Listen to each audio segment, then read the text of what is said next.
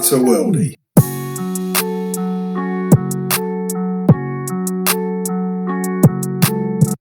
In this episode called Do the Basics Well, I discuss with Sunderland A.F.C. and Northern Ireland international Daniel Ballard the significance of resilience in football. We explore how resilience can help in overcoming setbacks and building mental toughness. Research demonstrates that resilience plays a key role in optimising football performance by improving physical capabilities and developing coping skills and motivation in elite athletes. Danny also shares his insights on one-on-one defending and offers advice on handling challenging opponents. He discusses his experiences playing for both Sunderland A.F.C. and the Northern Ireland international team. Welcome, Danny. Thanks for joining me. Thanks for having me. Today we're going to talk about resilience in sports, and I thought this would be a good topic for you, just having known you over the years, that you're quite a resilient character. So that refers to an athlete's capability to cope with challenges, adapt to stressors, and rebound from setbacks, and it helps them maintain focus, motivation and optimal performance, basically. And there's some research that goes into that it can enhance physical performance, mental toughness and adaptability in players, while also helping them develop coping skills and motivation in elite athletes. So in essence, really, a resilient mindset can prove instrumental in optimising football performance. Can you relate to that at all? Yeah, I'd like to think I could do. Just throwing a load of information at you there, haven't I? No, well, obviously, my short career path that I've had at the minute has had quite a few major setbacks. And I've probably had to deal with a lot, maybe more than some players have had to do. Probably haven't had the easiest pathway, whether that's, being released, not being the best player in my age group growing up, and of course injuries. I've had a few big injuries that I've had to come back from. So how does the resilience then help you deal with those setbacks? So you mentioned getting released. So I've had my contract ended and released and so on. It can be a bit of a kick in the teeth, really, can't it? So how do you manage that? Do you turn it into like a motivation? Yeah, I think obviously, a lot of young kids will go through this, who are in sort of the academy setups and that, and it can be a really, really tough thing to deal with at a young age. And I'm not going to lie, I struggled at 16 when I found out I was being released, and it's hard to, you don't really know where to go from there, really. And I could see it coming for quite a while, but until it happens, nothing can prepare you for that. And I sort of had challenges up to that point, not being in the team and stuff, which I think helped build that a little bit in me. Yeah. And when I got released, it's hard to find that little bit of hope, and it's hard to find the positives at the time. But for me, it was something I didn't think too much into. I just knew I loved playing football, and I'm quite good in the day to day and keeping going and keeping that little bit of hope and just focusing on sort of the next task. Because I love the gym. I love playing football. I love everything that goes with it. So even when you're sort of the big picture isn't looking great, there's still the basics there that you can focus on and work hard on, and that's what I feel like I'm quite good at doing. And then of course, you need the luck, and I was in a fortunate situation where I was then offered a contract back at Arsenal where I was released from. But if I wasn't doing the simple things all the time, I wouldn't have been in a good spot when I was going back on trial to play well. So So I think it's initially digesting that news, isn't it? And then coming to terms with it. And then you mentioned goal setting. So having digested that and then coming to terms with it, you think, okay, well, what's my next move? What's my next goal? And then sometimes breaking those down into little manageable segments can help you, can't it? In terms of, you mentioned going back to Arsenal, having gone back there, perhaps with the confidence dented a little bit, having strategies in place can help you, can't it? Yeah, and I think, when I went back to Arsenal, I was lucky enough to work with a sports psychologist. She was brilliant at, explaining that. And when you can, clearly see and understand what's going on, and being released, having an injury, that once that's happened, there's nothing you can do to change that. That what's happened, and now it's about what you do next. And if you're dwelling on it, it's not gonna change the outcome. You've just got to focus on what you can do from now, and it is hard, when it feels like doom and gloom. But if you have something to focus on, something to put your mind to, then for me that's helped massively. And you're testament to that, really, from overcoming that setback, haven't you? Because you play for Northern Ireland now, so you're an international player. You're playing at Sunderland regularly. So I think from having that knockback, if you like, in some ways, it can make you appreciate things more, but also build a bit of strength and resilience within that, can't it? Yeah, and at the time it's tough, but once you get through it, you're always going to be in a much better spot. If you can get through it, because when I look back now, I can see how it could have went really wrong, or I can see how some players, haven't had that little bit of luck, or maybe haven't stuck at it and applied themselves during them tough times. And so for me to sort of come through that and to be in the position I am now, I feel very, lucky and fortunate. And I'm thankful that, to myself for sort of going ahead and doing that. And it's, it makes you really appreciate the spot that you're in.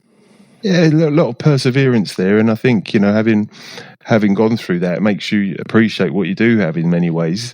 So, week to week, day to day, I think that can help you, especially with resilience and perseverance, as you say, which leads me on to my next question, Danny. So how do you maintain that motivation and your drive during, say, challenging periods now in your career? Do you go back to those times? Do you build on the resources that you built?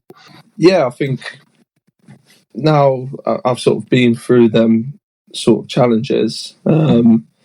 It's nice to look back on them, to see how it all went, to sort of having the knowledge that in the end it will be all right if you follow the right process. Yeah. Saying that, whenever you have a fresh injury or a fresh setback, it never feels any easier. You still have the same disappointment and frustration. That I don't think will ever get any easier. But sort of knowing that you've been through it before and you've got out the other side, it just gives you a little bit of, this won't last forever. And then for me, I think you mentioned it earlier, not even necessarily goal setting, but just having something to focus on at that time, even whether it's it's at football, it's away from football. I think just giving yourself something positive to enjoy doing, whether it's the gym, whether it's something away from football, family. I think all them positive distractions really help, and it's important to sort of put them in place when things are going well, so that you can fall back on them when you have an upset. So support's quite important to you, it sounds like. You mentioned the sports psychologist in your family. So I think through those tougher times, so support seems to be quite a factor for you that's important. Would that be fair? Yeah, support and just having something that you enjoy doing and can focus on. Just these positive distractions, whether that's support from your family, or whether it's just a hobby that you can focus in on and sort of takes you away during them tough periods. It it helps it go faster, and then that will help when you're going into football. If it's an injury, to doing your rehab, you have a more positive outlook, and you can just focus in and enjoy them periods as much as you can. So when you're back playing, you're in a really good spot. I think that's a really good strategy, like a positive outlook, positive focus on something else, isn't it? When you can just take yourself away from the football side of it for a little bit, focus on something else while perhaps there's the delay in you getting back. That can that can be a real positive influence, and I found that myself. So I think that's another good strategy, mate. So I'm just going to just digress slightly. I'm just going to ask you a more football-related question directly. So, looking into your background here, you're a renowned, good one-on-one defender, Danny. So, my question is, how did you develop and learn that? Is there any things that you put into place? Would you put it down to coaches, or is it something you focused on? Yeah, of course. I've had a good background with coaches, and you're always learning little things. But I think for me, as soon as I started playing football, strangely enough, like defending and winning was, the kind of passion. And when I was really little, if you didn't concede goals, you'd most likely win. So I think I naturally gravitated towards that, and I hated losing, and so I'd do everything I could to stop the other team scoring, and I still have that today. Like, it's more of a pride, a passion thing. It's in that moment, a 1v1. It's just you haven't, there's no teammates to rely on. It's just you and the attacker, and I think it's just that drive to stop them, to block them, to turn them away, face them towards their goal. And I take that quite sort of personally. So I feel like I've sort of born with almost. I'm glad you brought that up, because I can remember I thought I was a bad loser. You were a bad loser as well, in a good way. It hurt you, didn't it? So and you can take that quite personally. I did as well. So, and then what I learned over the years, maybe as I got a little bit older, was try to not let it affect me. Whether that was because I got a bit older, perhaps a little bit more experienced, but it's certainly in that way, on a positive. If we flip it on a positive, it can drive you and it give you passion towards improving, can't it? If you're not a good loser and you don't want to go through that again, it can certainly be a motivator, can't it? Yeah, 100%. And you probably remember when I was a kid, it was probably a little bit too much, almost to the point where it's embarrassing. If I'd losing game, I'd be crying my eyes out and stuff. So yeah, you got to manage it to a point, and especially when you get older, it's everything's not going to go your way. So then it's how you deal with that. It's sort of keeping your head, and still something I probably need to work on to this day. But it's not a bad thing, mate. It's not a bad thing. And I saw that in you when you were younger, and I respected it. I thought, he doesn't. I can relate to that. I respected that. So, fair play to you. And it's driven you. So it's driven you to where you are now. So there must be something right or something in there. Definitely, mate. Going to go back to another question now. So, in terms of your team and your club environment, how do you adapt to changes within that team to maintain your performance levels? So, say changing formation, new players, or tactics. How does your sort of mindset adapt to that? Are you more conscious of those things? Do you try and adapt to the new environment? Yeah, 100%. And we've had a few managers at Sunderland in the past few years, and that's something I've not had to deal with before in my career. So there's obviously been new challenges there, but you can always take it back to your personal game and what you need to do. And a lot of the time it's very similar. There might be small tweaks in a system, but it's a team of 11. You have a small job to do to work as a full team. So it's never really, we change tactics game to game a lot of the time, and as long as you know your role and responsibility, they're never massive changes where you don't know where to stand on the pitch or how to act. And you have tendencies as a player. I'm quite aggressive and front-footed, and that's the way I tend to want to play.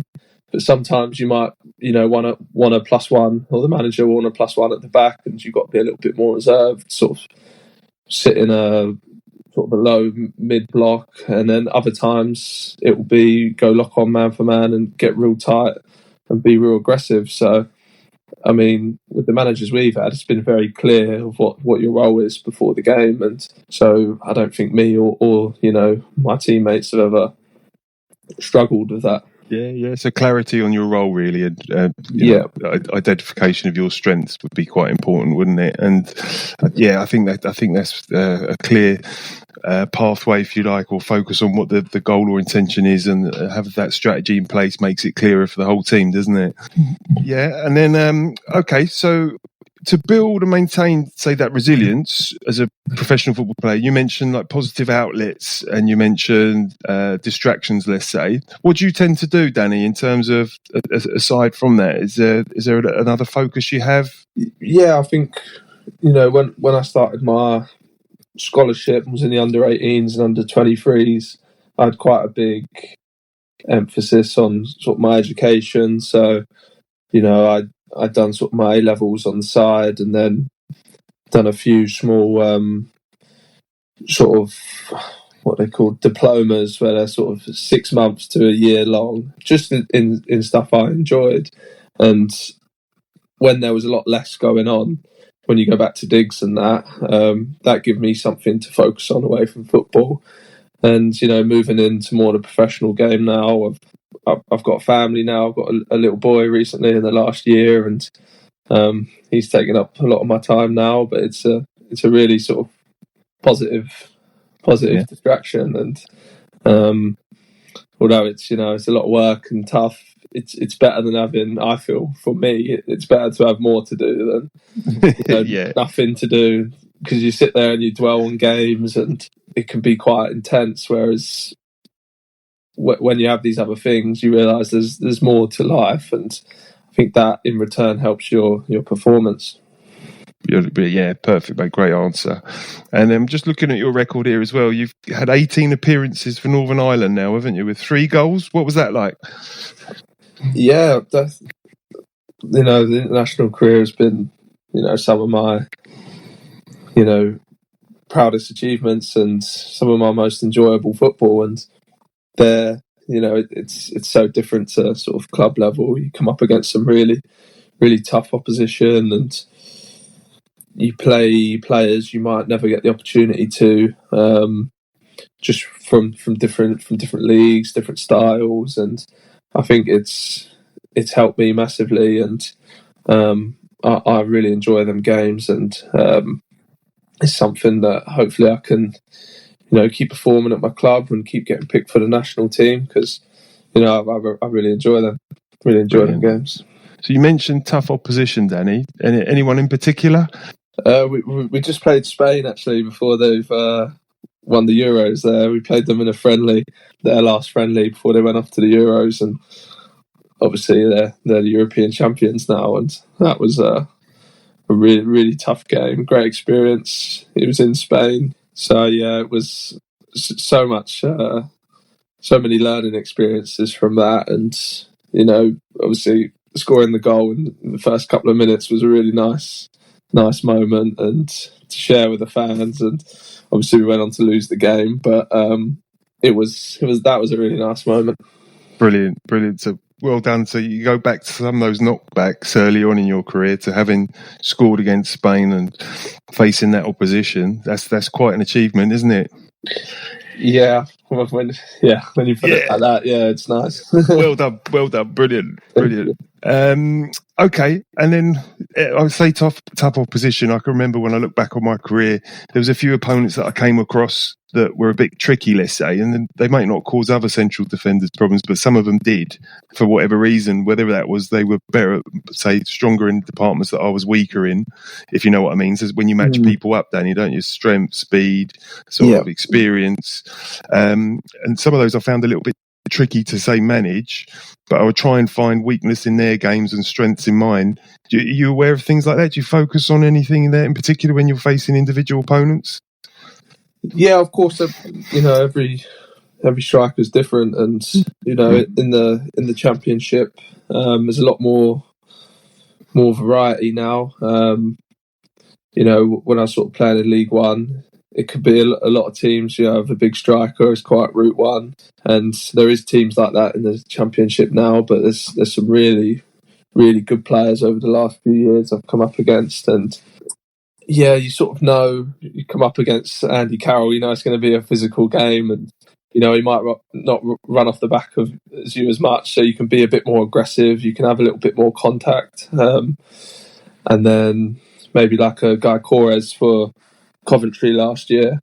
you know he's going to run it behind. He'll take you deep to spin.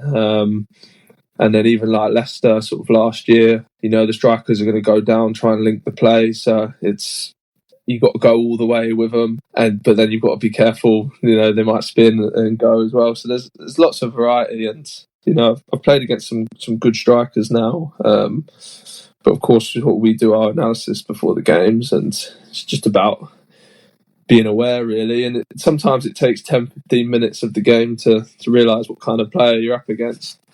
So you might make small adjustments in the game.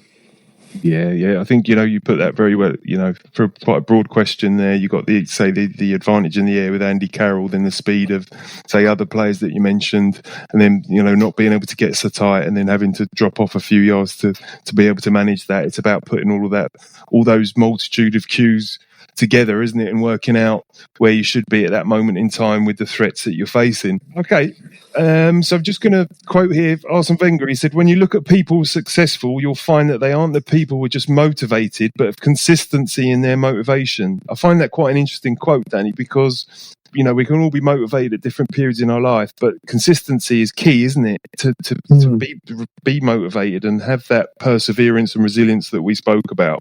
So I think you've demonstrated certainly consistency during your career. Would you like to mention anything about that in terms of that quote? It's a good one. It's a good one. It's a good one, yeah. I don't know, really. I think I can only speak for sort of myself, and maybe I'm sort of more, I feel like I'm quite a driven character. Like, it comes a bit more natural to me. So even like in the summer break and that, if I have a couple of weeks off, and find myself wanting to crack on and wanting to do stuff, and I feel like that's just, you know, within me. I sort of feel guilty for having time off, or I always feel like there's something I can be doing to sort of improve myself, to keep fit, to get stronger, faster. So for me, I feel like it just comes more natural to me compared to maybe some other players who might find that a bit more difficult. But I think the main thing is, you know, I just really enjoy doing it all. I enjoy the gym. I enjoy, you know, the hard work, the running. I enjoy playing football. So for me, it's never like a battle for motivation. It's just, up to now, it's sort of been there, and I can't see it really going away. Yeah, brilliant. Good answer. Okay, last question, mate. Any advice to any up and coming defenders regarding resilience and defending overall? Any nuggets that you could give us? Again, I'd say, you know, I feel like defenders got to absolutely love defending. I know there's sort of more styles of defenders now, but I think, you know, you look at the ones at the very top, they're brilliant at the basics, and they're brilliant at defending. They love doing it. They love keeping clean sheets. You know, they love leading the team. You're in a great position at the back to, you know, to command the team. You want your teammates to have trust in you. And for me, I try and do the basics really well, and, you know, keep mistakes to a minimal, and just be that figure everyone can trust. And you want the manager to, you know, have you the first name on the team sheet before the attackers and the strikers and the midfielders. You know, I feel like they want a good centre half they can trust and they can rely upon. So that's what, you know, I want to be, basically. Yeah, and I think you have, and I think you put that across brilliantly. So just to summarise, we talked about, say, having setbacks in your career, building on resilience and resources, adaptability, mental toughness, some coping skills and motivation, support, and how resilience and mindset can optimise football performance. And I think you're testament to that, Danny. I think you've done, you know, really well, having had those setbacks, you know, to an international career. And I wish you all the best in the future. And thanks for taking the time to do this today, mate. It's really appreciated. It's okay. Thank you very much for having me. Appreciate it. Nice one. Cheers, Danny.